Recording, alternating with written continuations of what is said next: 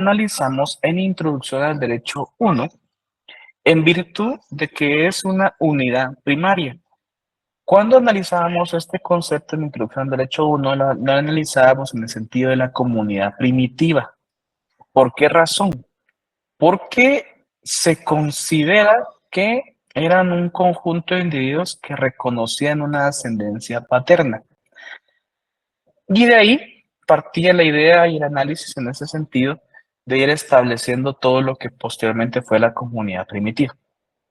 En Roma, en ese sentido, de la teoría patrimonial, surge lo que se consideró como la gens, que era un conjunto de individuos que se reconocen por vía paterna una ascendencia común. ¿Cómo lo podemos establecer y cómo lo podemos entender? ¿Cómo podemos entender esa ascendencia o descendencia común por vínculos de sangre? Por ejemplo, de forma sencilla, con nuestros padres, con nuestros abuelos, en un sentido ascendiente, o con nuestros hijos, con nuestros nietos, en un sentido descendiente. Es más, modernamente el Código Civil establece relaciones, en este caso de afiliación hasta el cuarto grado, ¿no? Por consanguinidad. Y si fuera en la siguiente forma, por afinidad hasta el segundo, ¿no? Y cuando hablamos y tocamos ese tema de afinidad, nos recuerda, por ejemplo, lo que establecía Bonfante en su teoría y tiene esa similitud establecido con el concepto de familia. Si se dan cuenta ustedes, lo que estamos haciendo o llevando acá es de esa teoría a un concepto práctico, ¿verdad? Entonces, la familia que establecida en este sentido desde el aspecto romano no fue específicamente constituida exclusivamente, ¿verdad? Por ámbitos eh, de sangre, sino también se constituía por otras ramas que descendían de troncos comunes eh, unidos por parentescos civiles, ¿verdad? ¿Cuáles fueron los parentescos civiles más comunes dentro de las familias romanas? El más común, el matrimonio, ¿verdad? Y luego, en este caso, la adopción. Son los dos más comunes que se establecieron como ese parentesco, no necesariamente por vínculos sanguíneos, ¿verdad? Entonces, si ustedes se dan cuenta, de la teoría patrimonial aparece la gens, que es en ese sentido un conjunto de individuos que se reconocen ascendiente o descendiente por vía paterna, sobre todo por esa el elemento fundamental, la relación consanguínea. En la teoría de Bonfante, ya aplicada a la práctica, es lo que comúnmente se conoce como familia, en el cual no es específicamente que descienden por rangos de sangre, sino que también, o por un tronco común, sino también se da el parentesco civil. Como se los he mencionado, el más común parentesco civil en Roma fue el matrimonio y también, asimismo, la adopción, ¿verdad? Son los dos más comunes que existían. Y de la disgregación que anteriormente vimos en la teoría, en este caso, de la federación, nace lo que se consideró ya como una civita, ¿verdad? Ya una comunidad disgregada, o sea, es una comunidad. No, no van a pensar que en este caso todas, o sea, no había un orden, no. Realmente sí había un orden jurídico, político, económico, pero esa palabra disgregación lo que nos representa es que se fueron, en este caso, separando, ¿verdad? Se fueron, tuvieron su propia autonomía. Vean, por ejemplo, muy importante esa comunidad política organizada, ¿verdad? Sobre todo por una interacción de varias gentes, o sea, ya eran varias familias que se organizaron, ¿verdad? Por aspectos económicos, políticos, sociales, ya propiamente de ellos, y que fue desarrollándose y estableciéndose de una forma más propia, lo que ya consideramos posteriormente ya como una civilización o el inicio de una civilización. Entonces, si ustedes observan, queridos jóvenes, esta diapositiva tiene correlación con la diapositiva anterior en el sentido de llevar esas teorías que se consideraban a aspectos prácticos, ¿no? La patrimonial a considerar en este caso la unidad primaria de toda sociedad, se puede decir primitiva, que es la gens. Eh, Les recuerdo en ese sentido, donde consideramos o analizamos ese concepto en Introducción al Derecho 1, cuando veíamos la comunidad primitiva. En la actualidad, pues ustedes saben en ese sentido, ¿verdad? Que se aplica más la correlación de la teoría de Bonfante, que es una teoría de familia, que no necesariamente es por lazos de sangre, sino también por un parentesco civil. Y la última, que era de la federación, en el sentido de establecer las comunidades políticamente organizadas que dieron surgimiento a las civilizaciones que modernamente conocemos, que son las famosas civitas, ¿no? Entonces, consulto, tienen en este momento habilitado igualmente su micrófono y su chat. Si tienen alguna duda, si no, pues paso a la siguiente diapositiva. También. Bueno. Todo Continúan. bien. Gracias, muy amable, igualmente. Vamos a la siguiente entonces. Bueno, veamos. Yo les he dicho y se los quiero recalcar en gran medida, estimados jóvenes. La mayoría de nosotros, es más, ¿verdad? Les soy bien sincero. La mayoría del estudio que se realiza sobre civilizaciones antiguas abarca, es más, en la área, por ejemplo, de primaria, secundaria, abarca Roma únicamente en el ámbito ya de su formalización de civilización en lo que fue el imperio. Pero el imperio fue la última forma de gobierno del Estado romano. En realidad, para llegar al imperio ya había una cantidad de años increíbles, de siglos increíbles, donde se había desarrollado esa civilización. Entonces, vamos a iniciar viendo esas formas de gobierno romano y estableciendo los parámetros en virtud de por qué razón es tan importante para el derecho la civilización romana, ¿verdad? Por distintas épocas. Lo que pasa es que no van a creer ustedes que, por ejemplo, la creación de los juzgados, la creación de un juez fue de la noche a la mañana. No. La creación de un debido proceso que hicieron los romanos, que de la noche a la mañana no. Fueron siglos de creación, de preparación, de evolución para poder comprender. Inicialmente, podemos establecer, queridos jóvenes, el tema de la monarquía romana. A ver, ¿quién voluntariamente tome la palabra y con sus palabras defina qué es una monarquía? Por favor, no sean todos, con uno que salga del grupo, por favor. Ninguno. Jóvenes, es una monarquía. Es una monarquía. Lo vieron en ciencia política. No sé si alguien estuvo conmigo en ciencia política. Nora, mucho gusto, buenas noches. Ya salvó el grupo, Buenas gracias. noches. ¿Es una forma de gobierno, no? Sí, ¿qué más? ¿Qué tiene como particular? El poder reside en una sola persona. Gracias, Khan. Gracias, perdón, Khan le digo yo, pero me dijo su nombre, era Cantón es mi nombre y mi Cantón, apellido. ¿verdad? Mucho gusto Perdón, también. perdón, perdón. Sí, ya me lo he hecho, perdón. No, no Gracias, se Cantón, muy preocupe. amable. Excelente. Sí, vean, vamos a hacer una pequeña, un pequeño recordatorio. Yo doy ciencia política el semestre pasado, pero, y no es ciencia política, tiene mucha influencia, pero vamos a hacer un pequeño recordatorio. En este caso, vamos a partir de la idea de ese concepto, monarca. Si vemos de dónde proviene en este caso la importancia del poder, ¿verdad? ¿Cómo se administra el poder? En una monarquía, el poder es absoluto. El poder le corresponde a una persona o un grupo de personas, ¿verdad? Que ejercen plenos poderes legislativos, ejecutivos y judiciales. Es decir, no hay una disgregación de ese poder. El famoso monarca es aquel que puede crear leyes, que puede administrar el Estado y que puede impartir justicia. No necesita de otras formas de gobierno, no necesita de otros órganos, no necesita de otra influencia más que su misma jerarquía, ¿no?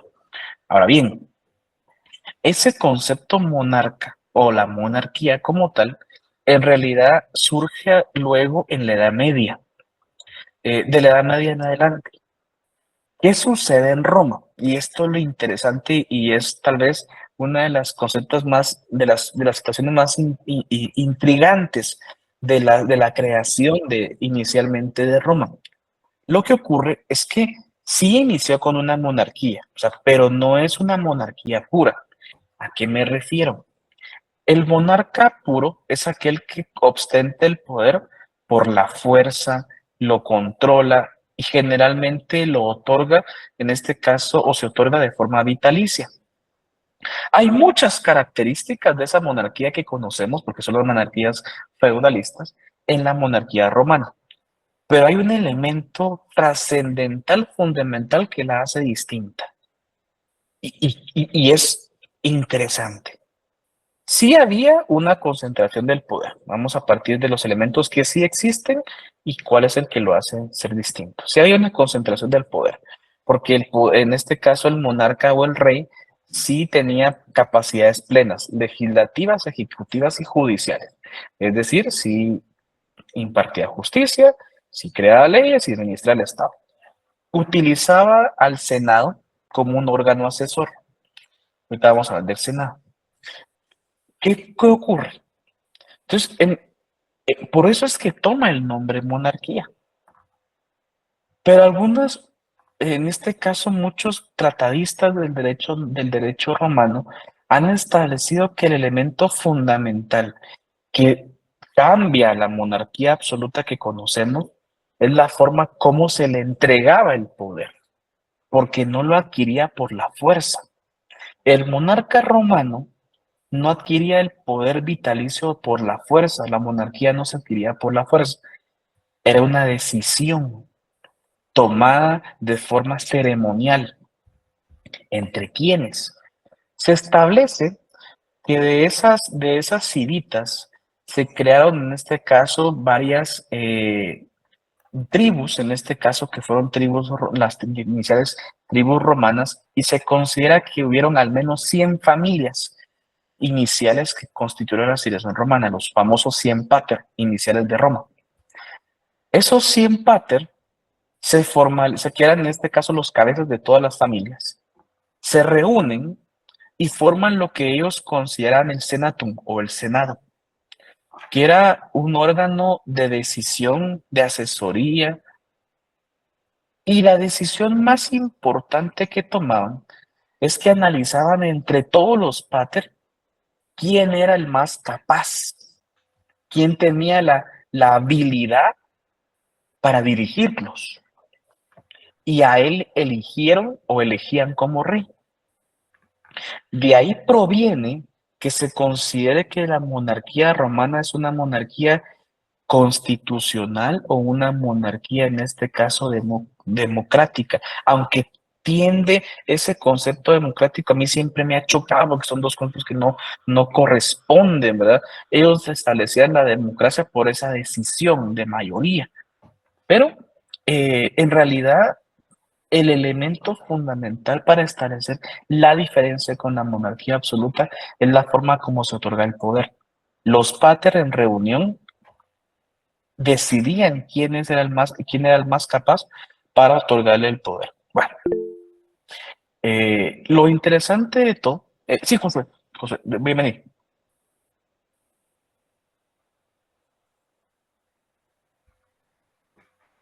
Le escuchamos. Josué, le escuchamos. Josué Con, muy buena noche.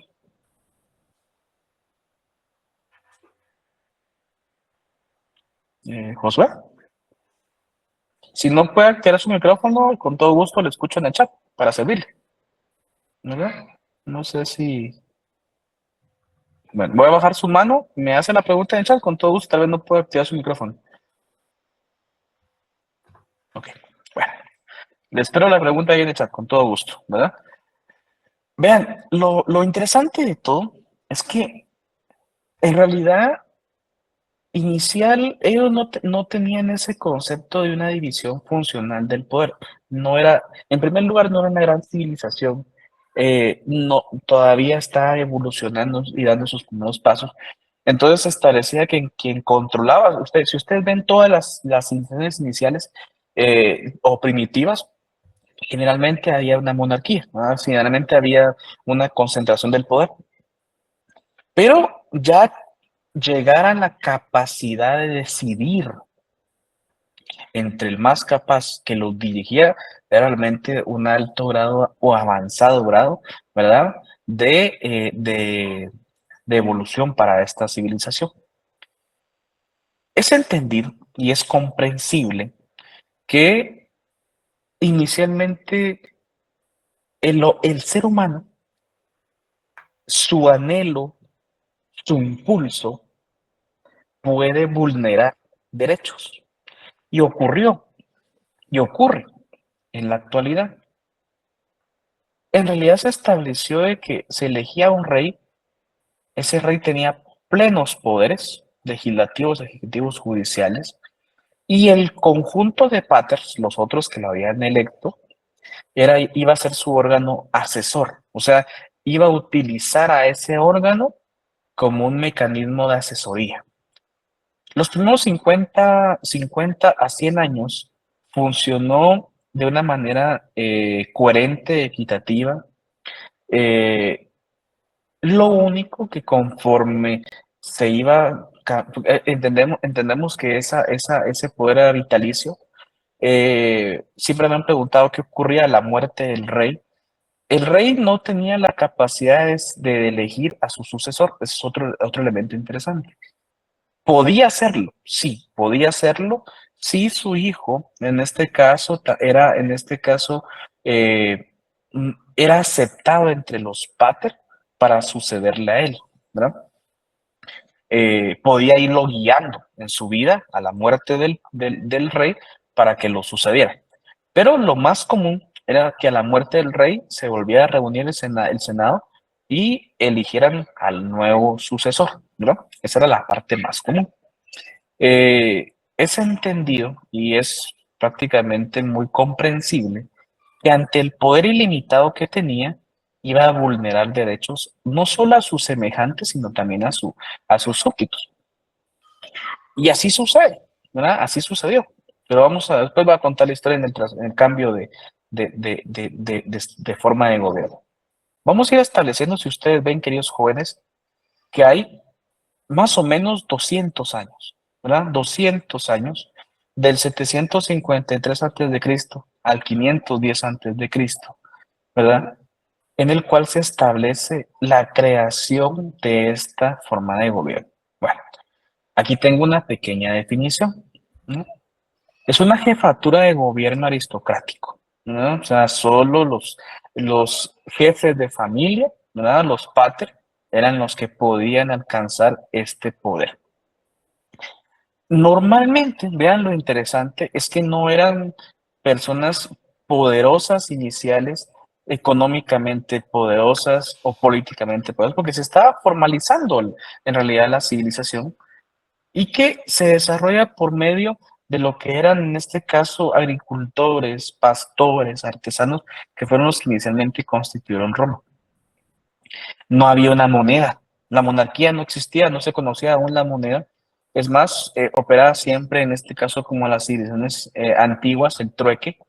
Y uno de los elementos de cambio más importantes era el ganado, que ellos le consideraban el llamado pecus.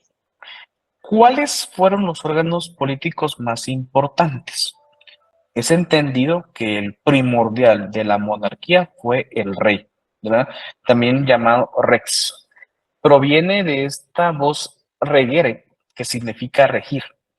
Cuando tocábamos un tema o el tema de poder en ciencia política, yo les decía a sus compañeros de que, ¿qué es poder?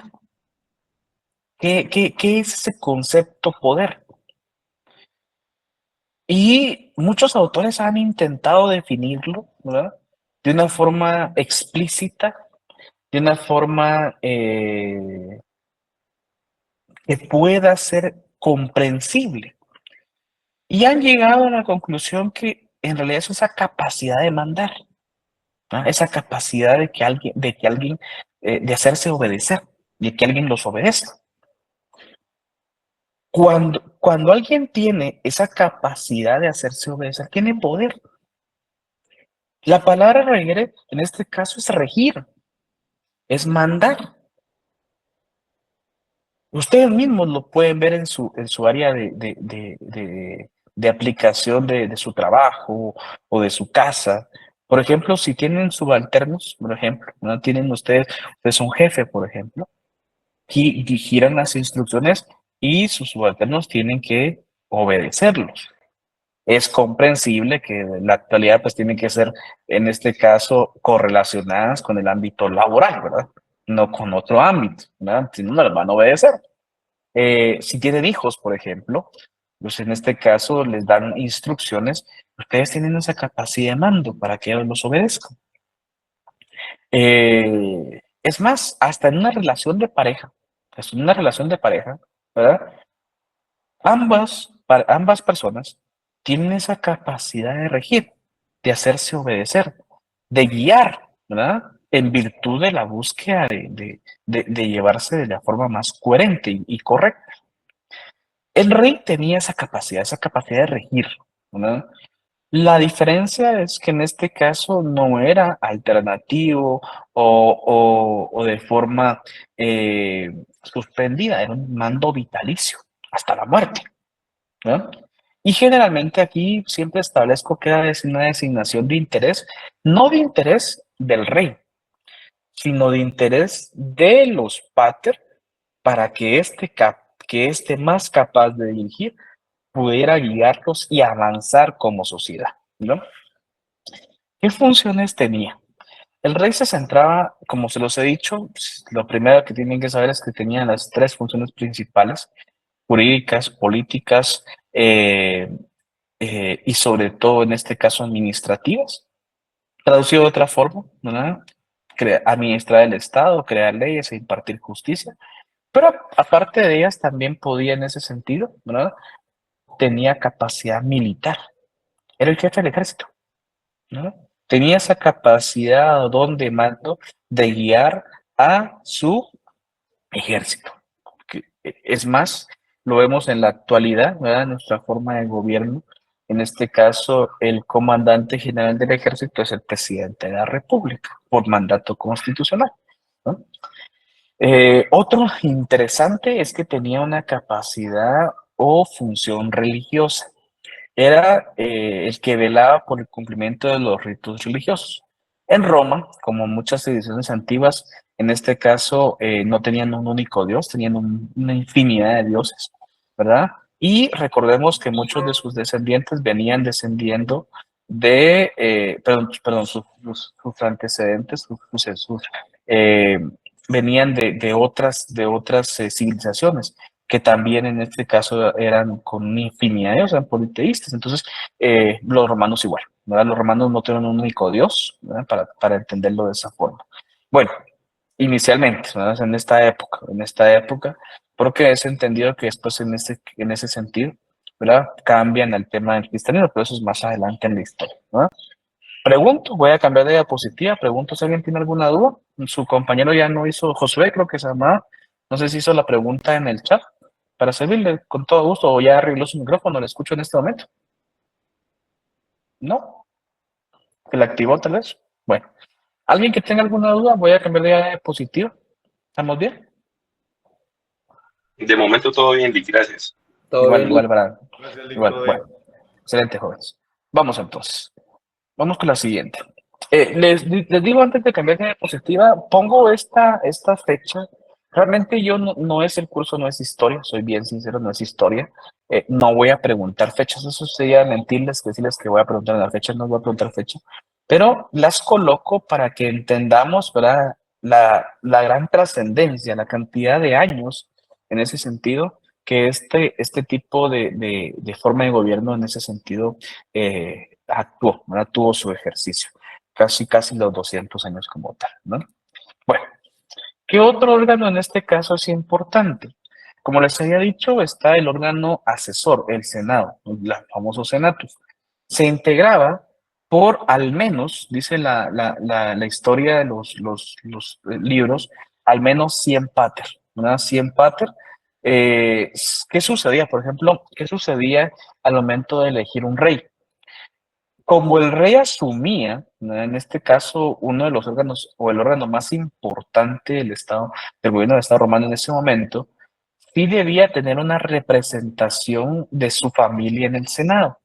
Y por eso les digo, generalmente los reyes iban adecuando a sus sucesores o guiando a sus sucesores para que en algún momento los pudieran suceder.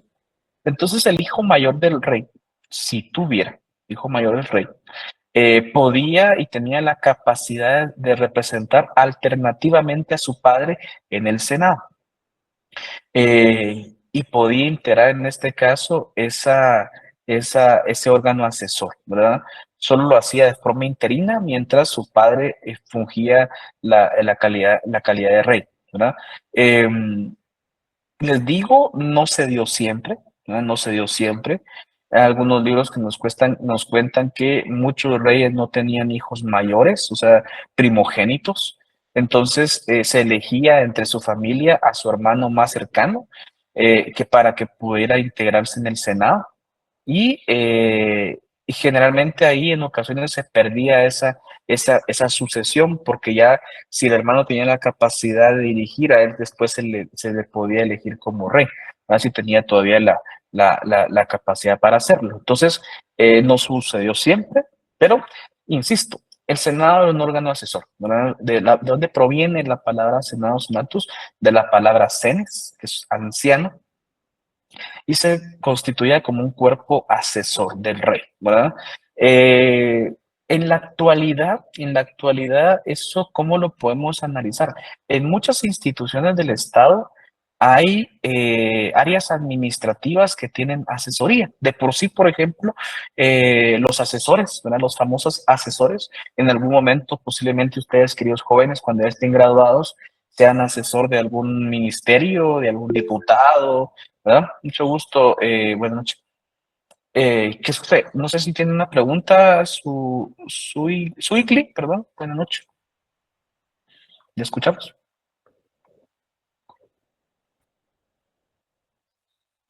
Buenas noches, Lick. Solamente estoy Mucho gusto. enviando mi nombre y el número de carnet. No tenga pena, bienvenida, buenas noches. Perdón, gracias. No, para Gracias. nada, no tenga pena, buenas noches, bienvenida. Como les decía, en este caso, pues, ¿por qué razón en este caso proviene esa palabra asesor o esa función de cuerpo asesor de un órgano? Lo que ocurre es que se supone pues, que esta persona o este grupo de personas tienen experiencia, tienen una capacidad sobre esa área de conocimiento, ¿verdad? Entonces, se establecía en ese sentido que eran todos los representantes de sus familias y en algún momento podían apoyar al rey, perdón, en una decisión que tenía que tomar, ¿verdad? Insisto, los primeros 50, 100 años de la monarquía funcionó coherentemente según la función de cuerpo asesor. Eh, el rey utilizaba mucho a su senado como mecanismo de asesoría. Luego se pierde, ¿verdad? Se pierde en este caso, ya es inherente, o sea, cuando hay mucho poder, el poder corrompe. Entonces los siguientes reyes comienzan a perder la figura de asesoría del rey y tomar como tenían poder vitalicio e ilimitado, sus decisiones sin necesidad de una consulta al Senado, ¿verdad? Eh, como les decía, en un inicio conformado por 100 pater. ¿Y qué podía suceder en ausencia de un rey? Y hago una pausa acá para que podamos comprender. ¿En qué momento podía haber una ausencia de un rey? Hay varios momentos en realidad en Roma, pero los más comunes era por una enfermedad grave, ¿verdad? Podía también en este caso porque el rey emprendía eh, una campaña militar, ¿verdad? Podía en este caso dejar encargado al Senado o en su defecto el más común a la muerte de un rey, a la muerte de un rey. Entonces, elegían en el Senado de forma interina, se le llamó al interregnum que en este caso el interregnum era un miembro del Senado, ¿verdad? que de forma interina tenía las capacidades del rey. Que también en este caso se le llamó el famoso interrex, mientras se elegía uno nuevo. Vamos, generalmente si sería un fallecimiento para elegir uno nuevo. Ahora bien, siempre me ha interesado, ¿quién podía ser un interrex? Y algunos historiadores y autores del derecho romano nos establecen que se hacía una elección similar a la elección de un rey. Pero también habían ocasiones en las cuales se elegía al más anciano, al de mayor edad, o al más, al más, no, por decirlo de una forma, al más inteligente, pues que la palabra, se me olvidó ahorita la palabra, al más, no es capaz, no es capaz, era ¿Sabio? el más ¿Sabio, tal vez? sabio, gracias, excelente, gracias Claudio, perfecto, sabio. Gracias, Marco. Sí, al más sabio. Y que tenía en este caso la capacidad de poder llevar interinamente ese cargo. Ahora bien, algunos también nos establecen de que si era interrex, en ocasiones, en algunos momentos, se le negaba la capacidad de ser rey. O sea, al ser interrex, automáticamente le estaban negando esa capacidad. Y hubieron otros senados donde el interrex después se le decía de forma interina y después como que se le ratificaba en el cargo por eso, porque él se elegía como rey, ¿verdad? Era como un tiempo para ver si tenía la capacidad de llevar a bien término su cargo como tal, ¿verdad?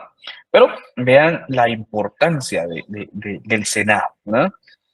Y vamos a esto. Quiero que solo se me pasó esto donde dice políticas judiciales militares. Me imagino que no lo borré. Eso es de la diapositiva anterior. No le pongan atención a eso. Lo voy a borrar en la próxima.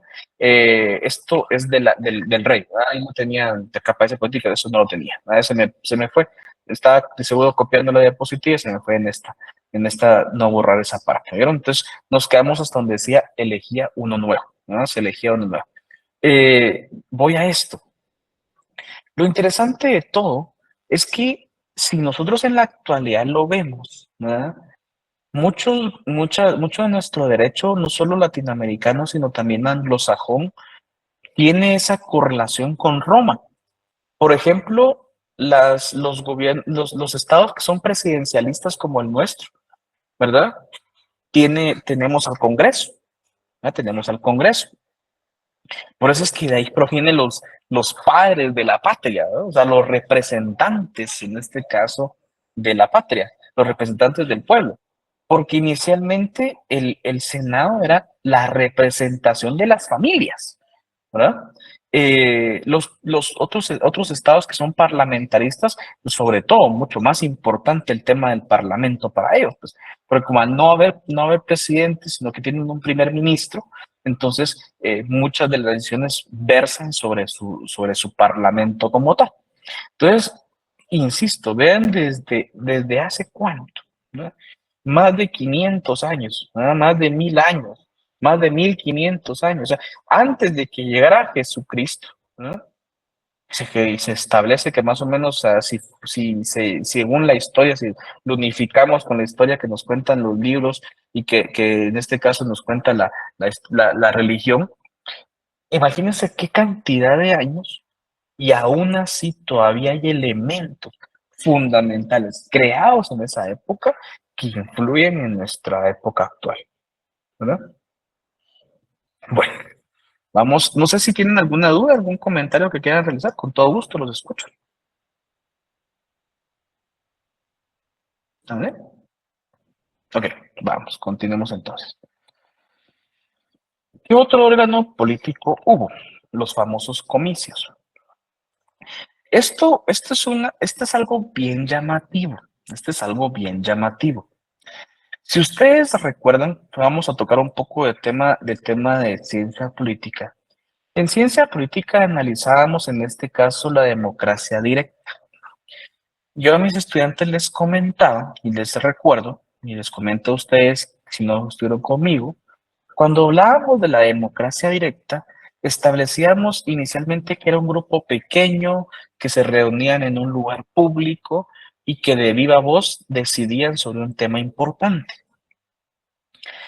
Esa relación, en este caso, viene desde los griegos, pero como los griegos, también sus descendientes fueron parte de Roma, entonces esa misma conexión de reuniones públicas o de asambleas públicas se repitió en Roma. En Roma le llaman los comicios, que eran asambleas del pueblo romano similares a funciones legislativas donde se aprobaban propuestas presentadas por el rey. O en su defecto, también se discutían temas de relativa importancia o de mucha importancia para la civilización en ese momento. En realidad, vean la trascendencia de llegar a una civilización donde tenían la capacidad de poner en decisión acuerdos, propuestas, o llegar a tener esa capacidad de poder, en este caso, tocar un tema y decidir sobre el mismo.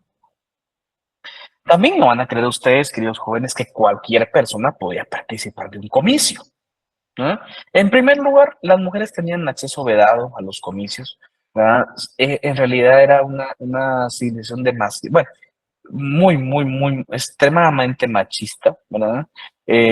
Generalmente todos los aspectos políticos únicamente podían participar los ciudadanos varones.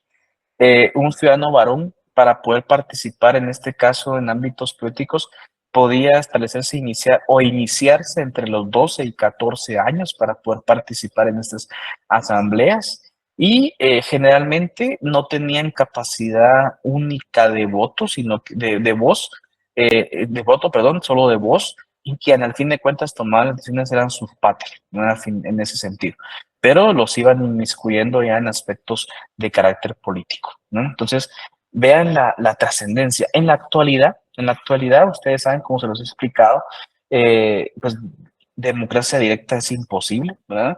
Hay todavía algunas regiones, ¿verdad?, donde sí es factible, algunas regiones en Suiza, donde todavía se realizan los famosos cabildos abiertos, ¿verdad? En un pueblo se reúnen los integrantes del pueblo y deciden sobre tomar una decisión. En nuestra sociedad guatemalteca es imposible, ¿verdad? O sea, somos entre 17 y 19 millones de guatemaltecos, capaces, en este caso, con la actitud para poder tener una decisión, como 9 millones y medio de guatemaltecos. No hay un espacio físico que nos permita estar todos los 9 millones, es imposible. Y les decía, pues todavía hay herramientas de democracia directa como los plebiscitos y las iniciativas populares, las consultas al pueblo, por ejemplo, ¿verdad?, que todavía vienen siendo similitudes a esas herramientas de democracia directa, pero por eso es que somos una democracia indirecta y representativa. Pero, insisto, vean la trascendencia de esas reuniones. O sea, ya se le preguntaba al pueblo, se aprobaba una propuesta del rey. Algunos autores nos dicen en realidad que esta era una pantomima, que era solo hacerle creer al pueblo que tenía capacidad de mando, porque el monarca tenía capacidades plenas y la propuesta que él en este caso establecía la podía aprobar sin necesidad de la presentación al pueblo romano. Pero bueno, insisto, ¿verdad?, son algunos de los criterios que tienen algunos tratadistas. No vivimos en esa época tampoco, ¿verdad?, para realmente decirles a ustedes si era cierto o no, ¿verdad? Cada uno tiene su propio criterio. Entonces, como les digo, este órgano también era muy importante en el ámbito político romano. ¿Dudas? ¿Estamos bien? Ok, Todo claro, licenciado. gracias. Les voy a contar un poco la historia. Vamos a cambiar ahora al tema ya siguiente, lo que es la república. Por ejemplo, ¿qué sucedía? Se establece que al final de la monarquía Ya los reyes eran déspotas. Los reyes hacían lo que querían. El último rey romano de esa época llegó a tal extremo de permitir que su hijo cometiera delitos en contra de la... Miren, voy a partir de esto. Ya en esa época habían esclavos. Todavía no voy a hablar de los esclavos porque vamos a ver más adelante, pero ya habían esclavos. El esclavo en Roma era considerado, según la ley, una cosa. Los romanos le llamaban, bueno, más adelante, pero ahí todavía, o sea, ahí era una cosa, o sea, pero le denominaban una res mancipio, un objeto de apropiación. Es decir, que ese objeto puede hacer lo que se me plazca. Pero, ¿qué sucedía? Pues a los esclavos, como no eran personas, simple y sencillamente les hacían lo que querían. Pero con los ciudadanos romanos sí había mucho respeto. A fin de cuentas eran semejantes física, biológica y ante la ley. El último rey permite que uno de sus descendientes viole a una ciudadana romana y busca los medios para dejarlo en impunidad de este delito. Eso conlleva que el Senado tome la rienda del poder. Por decirlo de una forma sencilla, le dan un golpe de Estado con el apoyo del ejército romano al rey, y una de las primeras decisiones que toman es cambiar la forma de gobierno. Que ya no exista un poder vitalicio, porque se dieron cuenta que durante los años que existió, ese poder corrompe. Entonces, retoma la importancia el Senado como órgano de mayor jerarquía. Prácticamente sacan de su ordenamiento jurídico, legal y su acepción romana el término del rey, y comienza la palabra a formarse de lo que fue una magistratura o el llamado magistrado. Aquí es un cambio trascendental. Es un cambio trascendental porque si ustedes ven, en la época de la monarquía fueron 200 años. La república, que es para mí, soy bien sincero, para mí fue la época de mayor esplendor jurídico de Roma. Fueron 500 años, casi 500 años, de 510 al 27 antes de Cristo. ¿Ah? Casi 500 años de una época en la cual evolucionó Roma a lo que luego fue y se palmó en lo que fue el imperio. El elemento es desaparecer el poder vitalicio. Eso fue fundamental para ellos, ¿verdad? Bueno, ¿qué es la república? ¿Qué es la forma de gobierno romano llamada república? También fue llamada la res pública, ¿verdad? Segunda forma de gobierno del Estado romano. Y vean lo interesante. Lo que ocurre es que esta parte donde dice que se surge como una medida de los plebeyos. Todavía no hemos llegado a determinar quiénes eran los plebeyos. Lo que pasa es que ciudadanos romanos habían patricios, habían plebeyos. Lo que ocurre es que inicialmente ese cambio de forma de gobierno surge en virtud de esa manera déspota que el rey utilizaba. Pero ya en la época de la inicial de la República, imagínense 200 años, ya habían ciudadanos romanos que no podían reconocer una ascendencia con los primeros pater, que fueron, se puede decir que era una clase media romana, por decirlo de esta forma, que fueron los famosos plebeyos. Los patricios sí tenían una descendencia con los primeros pater, era la clase alta romana, por decirlo de esa forma. Pero se establece que un elemento fundamental de la República en los siglos que estuvo vigente fue el poder que adquiere el plebeyo para lograr, en este caso, su representación con sus semejantes, que eran los patricios, ¿no?, dentro de la ley y dentro del Estado romano, ¿no?, en este caso. Uno de los elementos fundamentales de crear la República como forma de gobierno fue el equilibrio de poderes. Ellos observan que al dar un poder vitalicio ilimitado, en este caso no había un equilibrio. Si el rey en ese momento en la monarquía creaba una norma que le beneficiaba solo a él y a alguien si no quería cumplirla, entonces él mismo la juzgaba, entonces no había un equilibrio, era juez y parte en ese sentido. No era comprensible. Entonces comienzan estableciendo, y aquí es donde comienzan a crearse las primeras instituciones de derecho y procesal, que en ese sentido, por ejemplo, encontramos al pretor, luego encontramos a los jueces. Ya comienza a establecerse una división funcional del poder. Quien administra, quién creaba leyes y quién impartía justicia. Que ya no era la misma persona. Que ya no era la misma persona. Todavía no piensen después en el imperio, porque en el imperio cambian las cosas, ¿verdad? Se retoma otra vez la concentración del poder, pero para mí la república fue la época de esplendor jurídico de Roma, ¿no? Bueno, ¿cómo se organiza políticamente la república? Vamos a iniciar con la palabra magistrado. ¿Quién toma la palabra nuevamente, jóvenes, con sus palabras? ¿Qué consideran que es un magistrado? O la palabra magistratura, ¿qué es?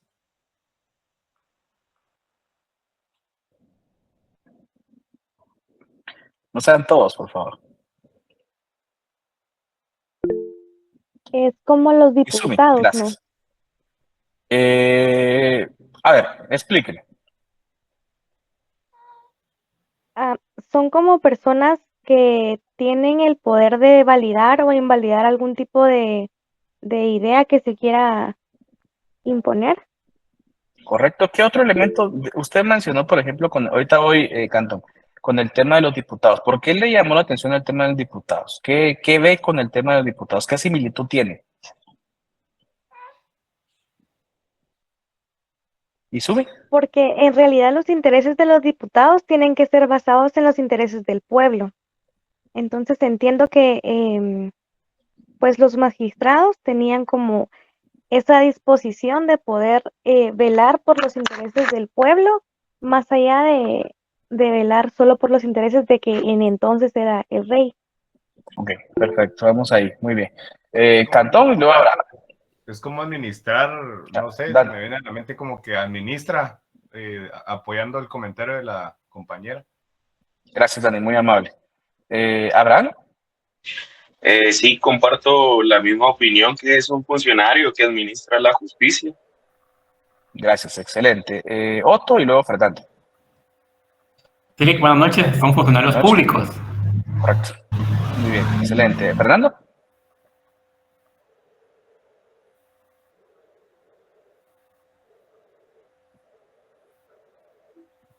Gracias, Claudia. Igualmente, Claudia en el chat, que será como un juez. Vamos a esto. Por ejemplo, cuando ustedes han escuchado magistraturas, las magistraturas más comunes que tenemos en la actualidad, soy bien sincero, generalmente son magistraturas judiciales.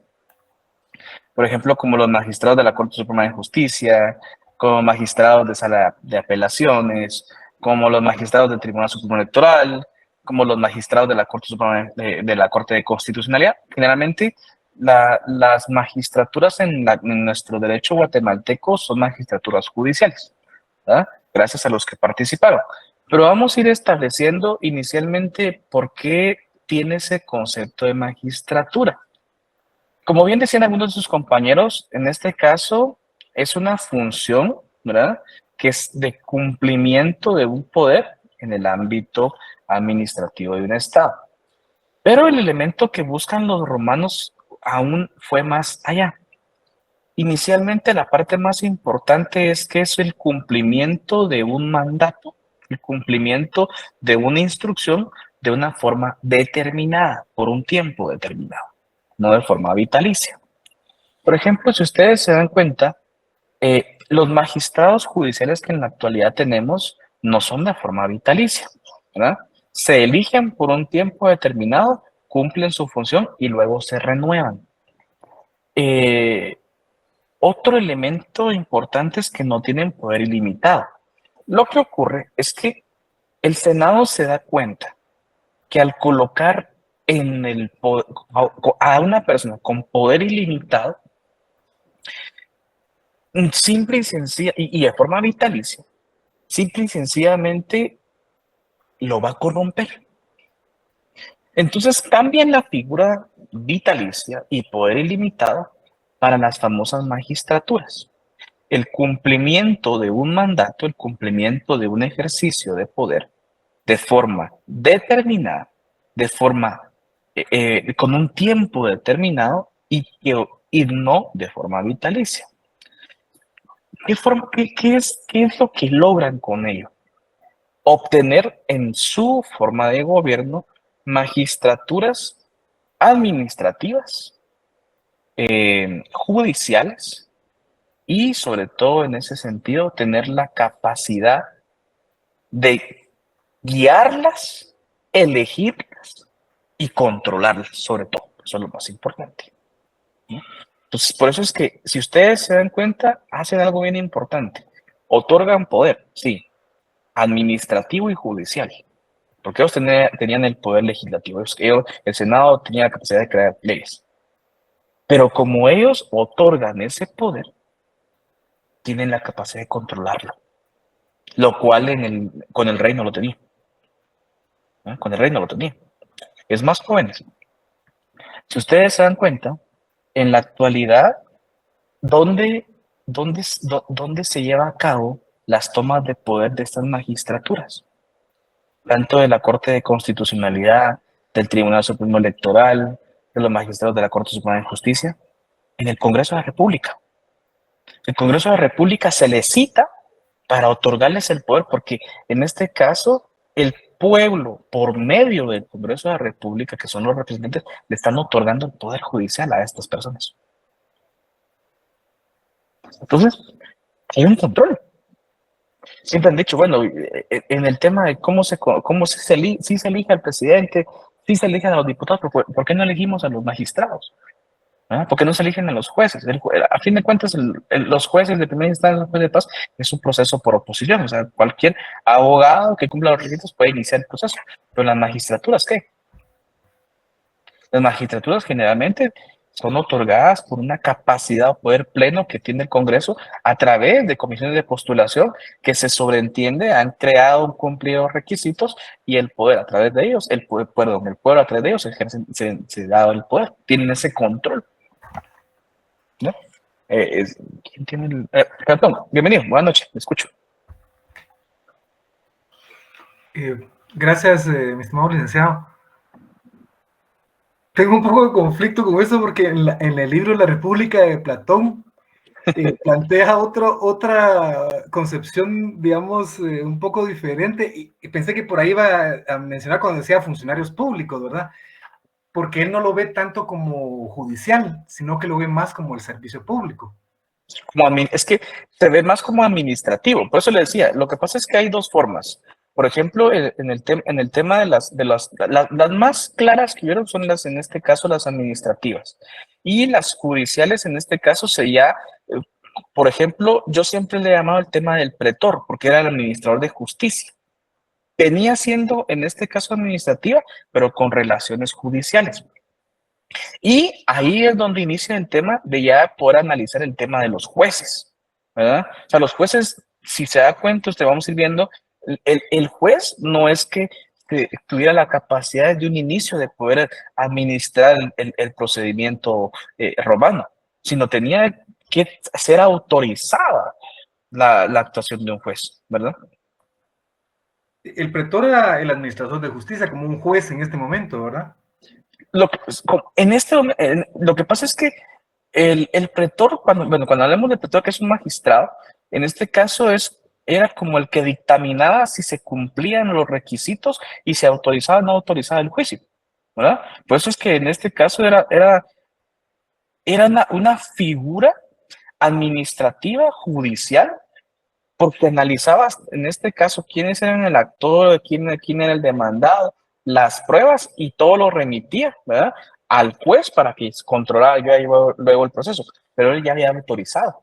Si él no autorizaba, sencillamente no se cumplía la acción, ¿no? Claro. Pero sí, o sea, es que eso es lo interesante, o sea, como estamos evolucionando en el derecho romano, o sea, podíamos observar a un funcionario con capacidades administrativas, pero que tenía influencia judicial, lo cual en nuestra época no lo vemos, ¿no? Y con eso que usted mencionó gracias, pero con eso que usted mencionó de las comisiones de postulación, ahora que ha habido cierta como crítica porque, si no me recuerdo, hay 1 o 2 magistrados del Tribunal Supremo Electoral que, como usted usó la palabra, supuestamente pasaron todo un proceso, ¿verdad? Pero resulta ser que sus títulos no son, no sé si legales o algo así, ¿verdad? Entonces ahí como que la función, digamos, de magistrados se rompió, ¿verdad? O se cambió. Lo que pasa es que, mire, la verdad es que la idea cuando surge la idea de las comisiones de postulación, surge con una buena iniciativa, en el cual se analicen previamente los perfiles de las personas que puedan optar a un cargo de este tipo, y que personas versadas en el tema, con conocimientos del tema, sean quienes los califiquen, ¿verdad? Esa fue la idea cuando se crea las comisiones de postulación.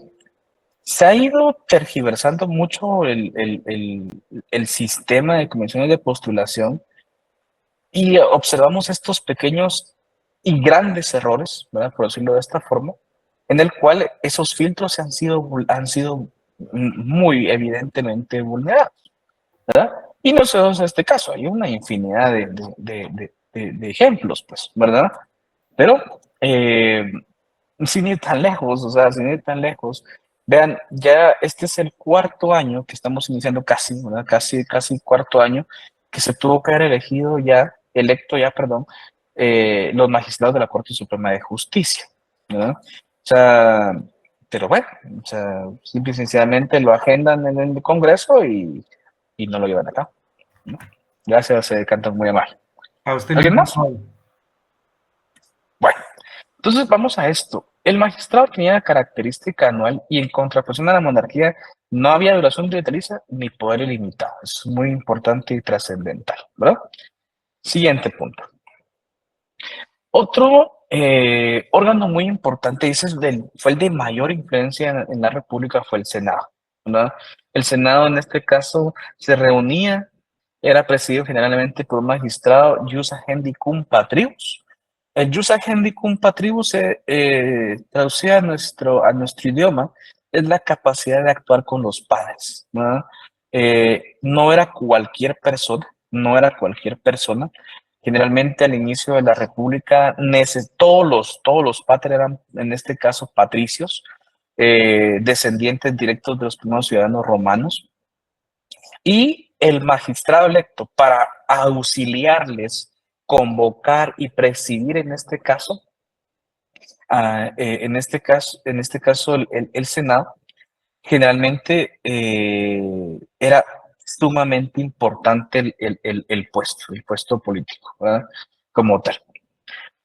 Bueno, vean, ni me he dado cuenta de la hora, jóvenes.